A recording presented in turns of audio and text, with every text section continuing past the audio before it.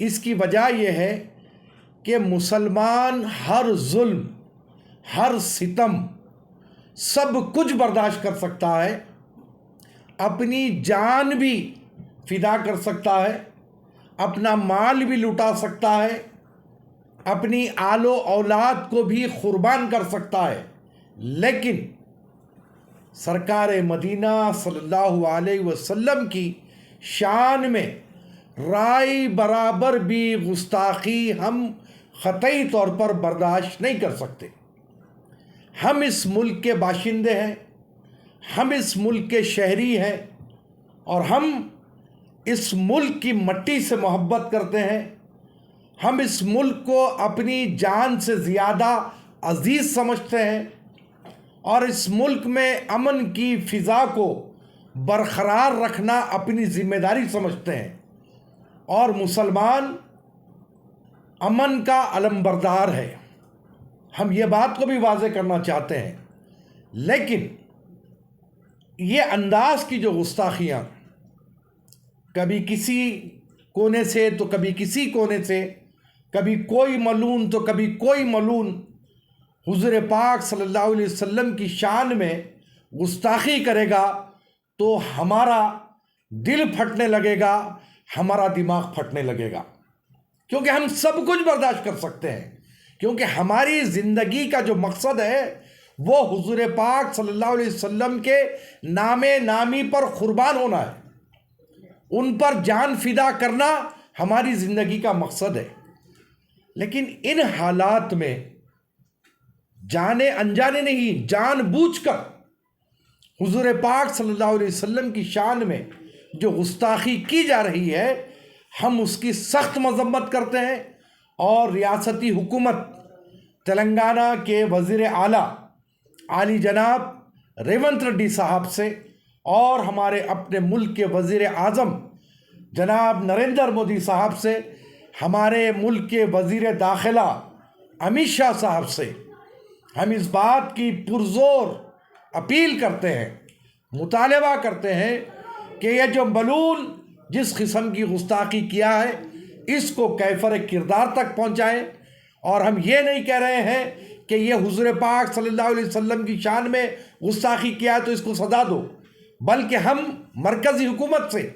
اس بات کا مطالبہ کر رہے ہیں کہ چاہے وہ کسی بھی مذہب سے تعلق رکھنے والے ہو، اگر ان کے کیا بولنا چاہیے آپ گرو بھگوان ہو یا عیسیٰ مسیح ہو یا ہمارے آقا صلی اللہ علیہ وسلم ہو، اگر کسی بھی مذہب سے کوئی تعلق رکھنے والا کسی کے بارے میں بھی غلط بول کا استعمال کرتا ہے تو آپ اس کے متعلق سخت سے سخت سزا بنائیں، قانون کو پاس کریں۔ آپ دیکھیے، یہ جو ہمارا ملک ہے، اس ملک میں مسلمان بھی ہے، ہندو بھی ہے، سکھ بھی ہے، عیسائی بھی ہے، بودھ بھی ہے، جین بھی ہے، ہر ایک کا اپنا اپنا ایک تھاٹ ہے، اپنا اپنا ایک عقیدہ ہے، اور عقیدے کو جب ٹھیس پہنچتی ہے تو انسان اپنا آپا کھو بیٹھتا ہے۔ تو ہم یہ چاہتے ہیں کہ ہمارے اپنے ملک میں امن و شانتی رہے،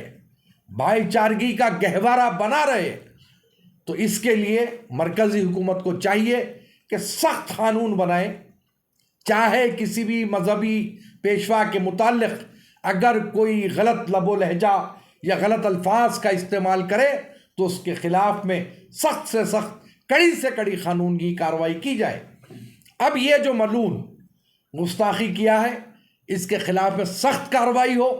اور میں تمام ہندوستان کے مسلمانوں سے اس بات کی اپیل کروں گا کہ اغیار جس نیت سے یہ کام کر رہے ہیں آپ اس کی نیتوں کو کامیاب ہونے مت دیجیے، یعنی امن کی برقراری رکھیے۔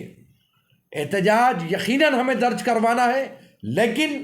آپ جمہوری دائرے میں رہتے ہوئے، قانونی دائرے میں رہتے ہوئے آپ اپنا احتجاج درج کروائیں۔ وہ تو چاہتے ہیں کہ ہم سڑکوں پر نکلیں، کیونکہ ہم تو تشدد کرنا چاہتے نہیں، مسلمان تو امن کا علمبردار ہے، لیکن وہ ہماری جو ایمان کی جو جڑ ہے، جو ہماری جان سے زیادہ عزیز ہے، ان کی ذات اقدس پر بول کر وہ یہ چاہتے ہیں کہ ہم سڑکوں پر اترے۔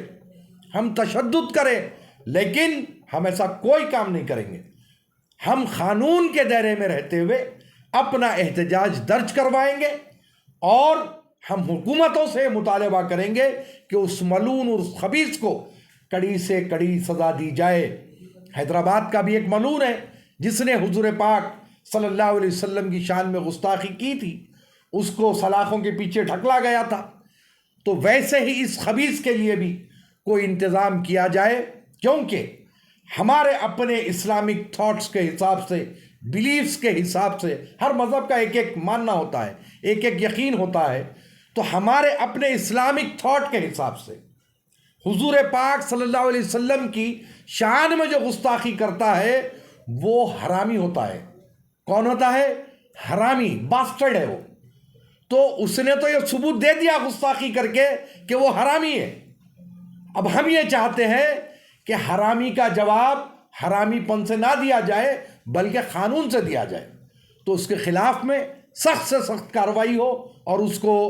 سلاخوں کے پیچھے ڈھکلا جائے، پھر کوئی دوسرا ملعون پیدا نہ ہو۔ حکومتوں کو ایسا انتظام کرنا چاہیے۔ السلام علیکم ورحمۃ اللہ وبرکاتہ۔ جس کا ذکر چل رہا، اس سے پہلے ماضی میں بھی کئی بار اس طرح کے حرکت، اس طرح کے بیان بازی کر چکا ہے، تو اس کے اوپر جو اس وقت میں جو کمپلین درج کی گئی تھی، تو اس کے مسلم پرسنل لا بورڈ ہے، یہ جو ملعون ہے، جو آج جو کل جو پھر گستاخی کیا ہے، اس کے خلاف میں کمپلینٹ بھی ہوئی تھی اور یہ جیل میں بھی گیا تھا۔ مسلم پرسنل لا بورڈ کی طرف سے بھی۔ پہلی چیز تو یہ ہے کہ میں مسلم پرسنل لا بورڈ کا ممبر نہیں ہوں، کہ ان کی کیا کارروائی ہوئی، کیا ہوئی، وہ مجھے نہیں معلوم۔ میں ایک آقا دو جہاں صلی اللہ علیہ وسلم کا ادنا سا ایک امتی ہوں، اور ہر امتی کا یہ فریضہ ہے کہ سرکار مدینہ صلی اللہ علیہ وسلم کی شان میں جب گستاخی ہو تو وہ اپنی صدا احتجاج بلند کرے، چاہے مسلم پرسنل لا ہو، چاہے اور کوئی جماعتیں ہوں، سب کو چاہیے کہ اس معاملے میں احتجاج درج کروائے اپنا، لیکن قانون کے دائرے میں رہتے ہوئے اس بات کو ذہن میں رکھیں۔ بولنے کا مطلب وہی ہے صاحب، احتجاج تو درج ہوتا ہے، شکایت بھی درج ہوتی، اس کے بعد اس سے پہلے یہ ملعون جب گستاخی کیا تھا تو یہ جیل میں گیا تھا، یہ بیل پر باہر ہے، اور انشاءاللہ اللہ نے چاہا تو پھر سے ایک بار جیل میں جائے گا۔ اور حیدرآباد کا جب ملعون گستاخی کیا تھا تو آپ نے دیکھا کہ اس کو بھی جو ہے پی ڈی ایکٹ کے تحت اندر ڈھکلا گیا تھا اور جیل میں رہا۔ لیکن میں نے کہا نا کہ حضور کی شان میں جو گستاخی کرتا ہے وہ ولد الحرام ہے، تو یہ جو ولد الحرام ہوتے ہیں یہ سدھریں گے کہاں سے؟ یہ تو مرے دم تک ایسے ہی رہیں گے، چونکہ یہ مستند ولد الحرام ہے ہمارے اسلام کے عقیدے کے حساب سے۔